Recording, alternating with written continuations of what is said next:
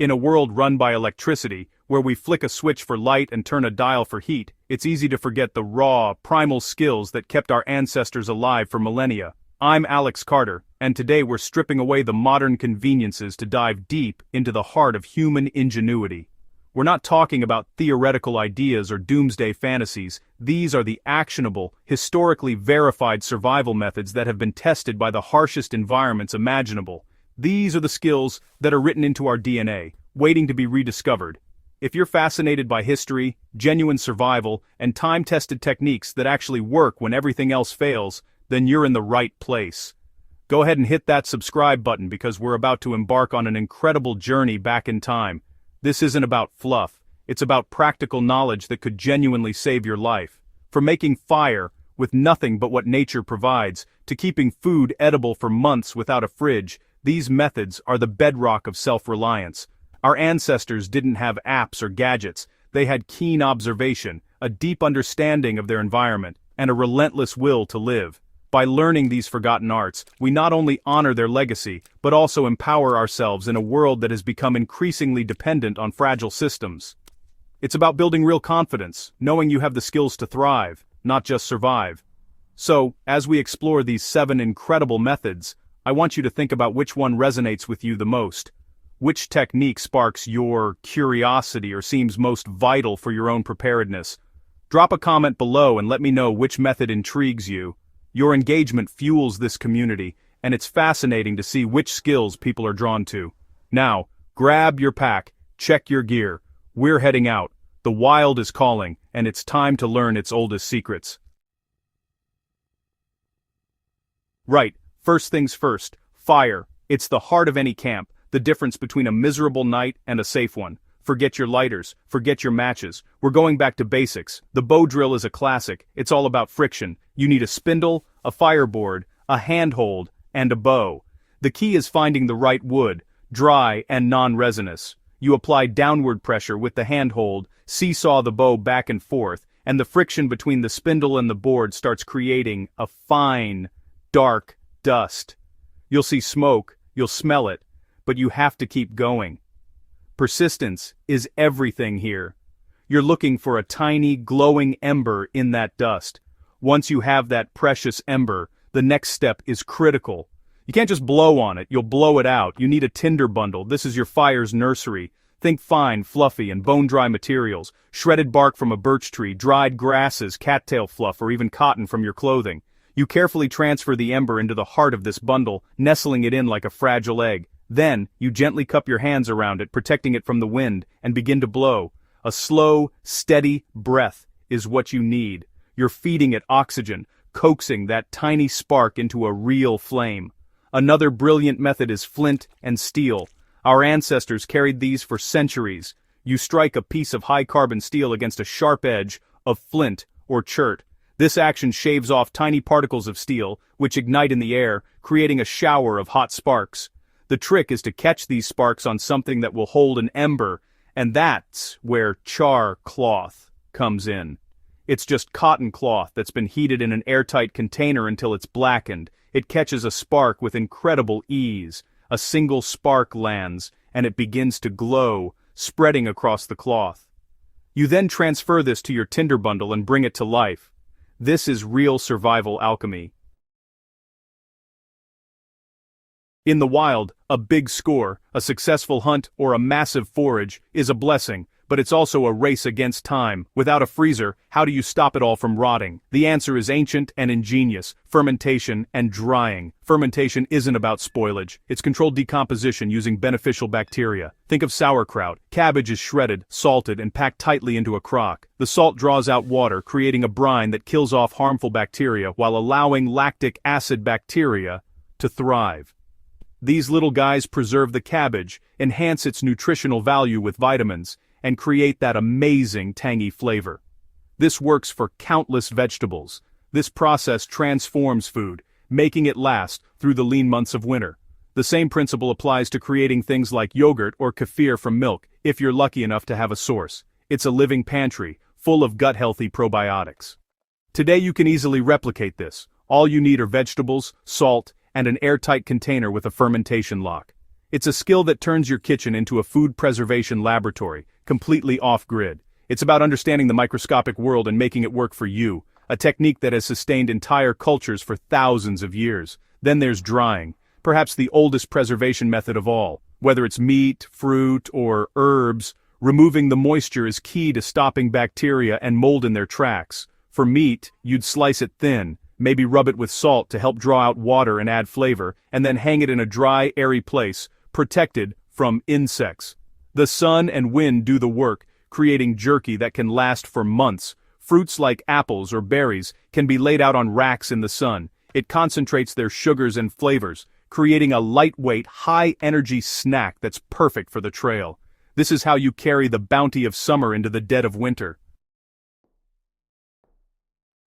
You can survive weeks without food, but only a few days without water. But finding a source is only half the battle. Drinking contaminated water can take you down faster than any predator. Hidden dangers like giardia, bacteria, and viruses lurk in even the clearest-looking streams. Before modern filters, people had to be incredibly resourceful. The most reliable method, if you have fire, is boiling. Bringing water to a rolling boil for just 1 minute is enough to kill virtually all harmful pathogens. It's simple, effective, and the gold standard for a reason. Always look for the bubbles breaking the surface. That's your signal it's safe. But what if you can't make a fire, or your water is full of mud and debris? You need to filter it first. Nature provides all the materials you need to build a multi-stage filter. You can construct one using a container, even a piece of bark rolled into a cone or a section of clothing, and layering materials inside. Start with a layer of grass or cloth at the bottom to hold everything in, then add a layer of fine sand. On top of that, you'll want a layer of crushed charcoal from an old fire. Charcoal is amazing. Its porous structure acts like a magnet, trapping impurities and improving the taste and smell of the water. Above the charcoal, add another layer of sand, then a layer of small gravel, and finally, larger pebbles on top. This layered system mimics how the earth itself filters water. As you pour your dirty water in the top, the larger layers catch the big bits of debris, and each subsequent layer filters out finer and finer particles. The water that drips out the bottom will be remarkably clearer. Now remember, this filtration removes sediment, but it might not get all the microscopic nasties. For ultimate safety, you should still boil this filtered water if you can. But in a pinch, it's a life-saving technique. When the temperature plummets and the wind bites, staying warm is a battle for survival. Without central heating or electric blankets, your life depends on trapping your own body heat. The secret isn't one big, bulky garment, it's layering. Our ancestors knew this instinctively. They used materials provided by the environment, and the principles are just as effective today.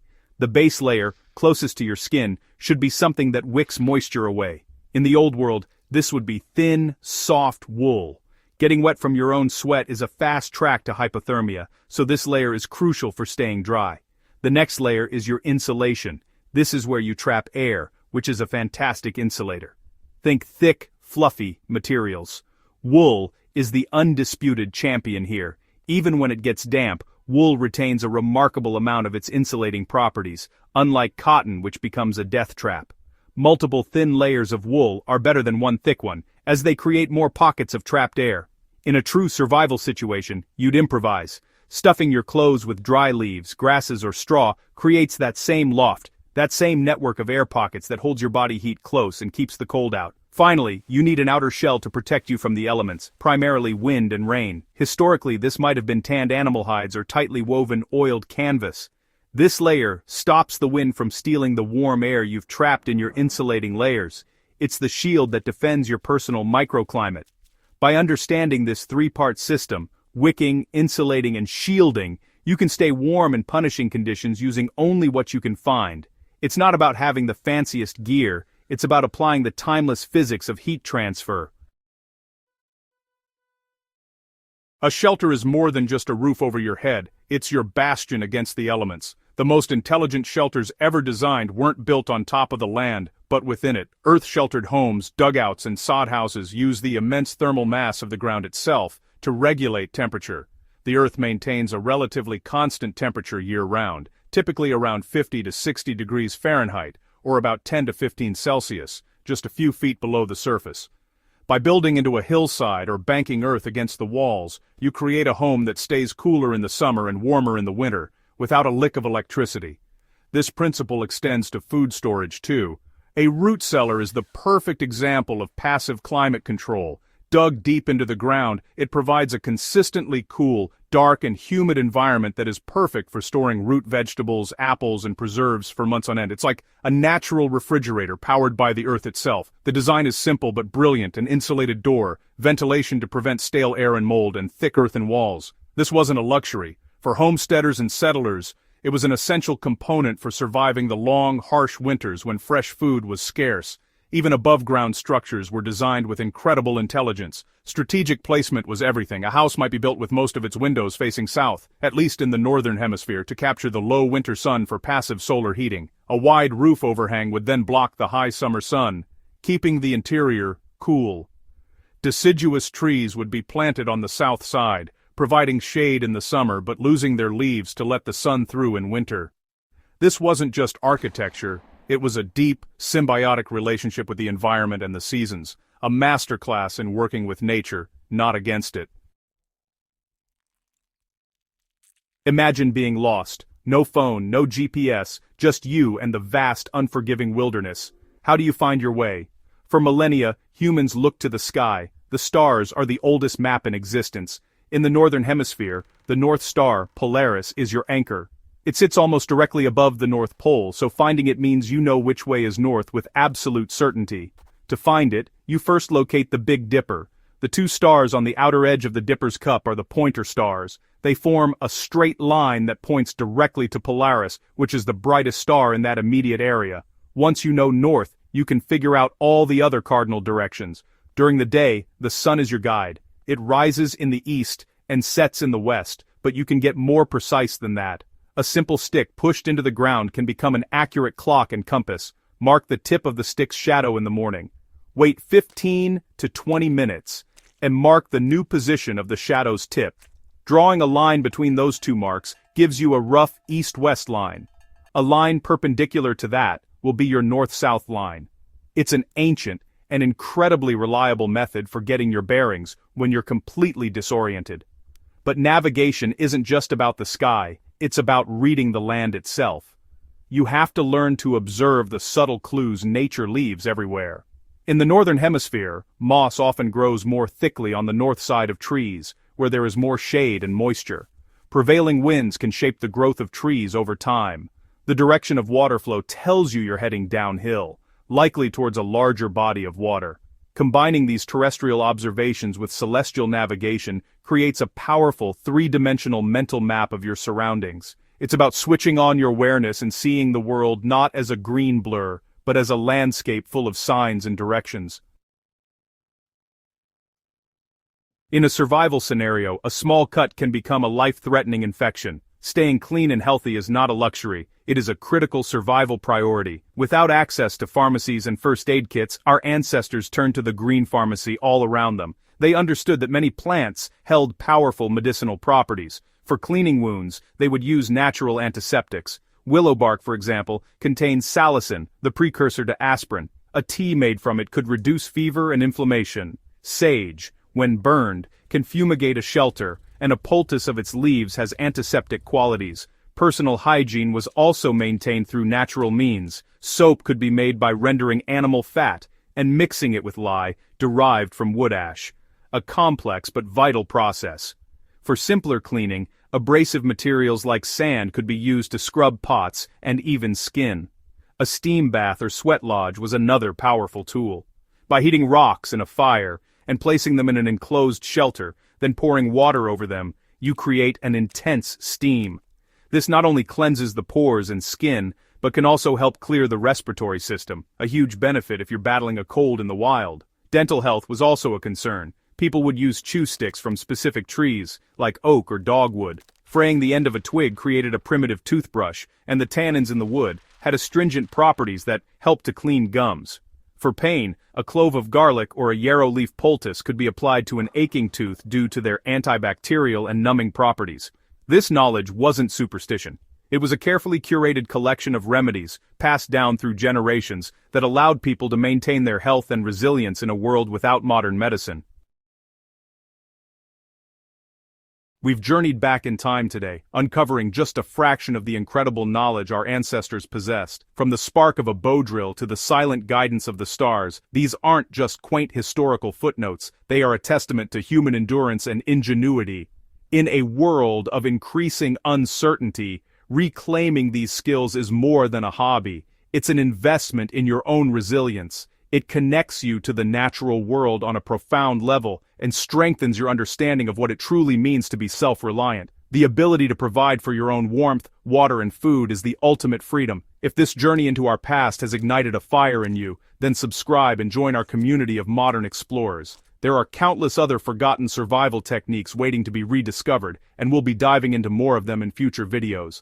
Don't let this knowledge fade away. Share this video with someone who would appreciate these timeless skills, and let me know in the comments which of these 7 methods you're most excited to learn more about, or even try for yourself. Is it the alchemy of fire making, or the art of celestial navigation? Remember, these skills are part of our shared human heritage. They are written in our DNA. By learning them, we're not preparing for an apocalypse. We're reconnecting with a fundamental part of ourselves. We're honoring the millions of generations who came before us and ensuring that their hard-won wisdom is not lost to the convenience of the modern age. This knowledge is more relevant than ever, empowering us to face any challenge with confidence and capability. Stay prepared, stay curious, and I'll see you on the next adventure.